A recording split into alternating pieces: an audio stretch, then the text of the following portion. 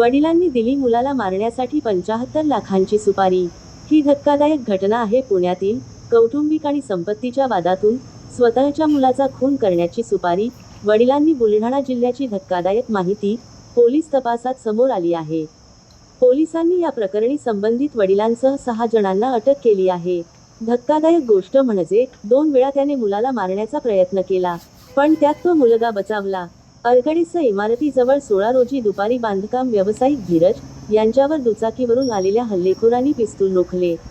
मात्र त्या हल्लेखोरांच्या पिस्तुलातून गोळी न सुटल्याने धीरज बचावले आणि त्यांच्या हत्येचा प्रयत्न फसला।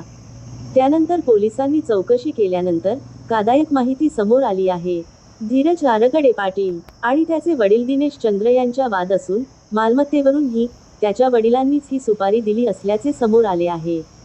या घटनेत आरोपी असलेले वडील दिनेश चंद्र यांनी धीरज यांना ठार मारण्यासाठी 75 लाखांची सुपारी केली होती। बांधकाम व्यावसायिक धीरज आरगडे यांच्यावर 10 मार्च रोजी पहिला हल्ला झाला होता। मात्र तेव्हा हल्लेखोर आणि त्याच्या वडिलांना मिरज याचा मृत्यू झाल्याचे खोटे सांगून त्यांच्याकडून 20 लाख रुपये उकळले होते। मात्र धीरज बचावल्याचे कळताच आरोपीचा हल्लेखोरांची वाद झाला। दुसऱ्या प्रयत्नातही धीरज त्यांचे नशीब चांगले म्हणून बचावले। अधिकचा तपास पोलीस स्टेशनचे पोलीस करत आहेत।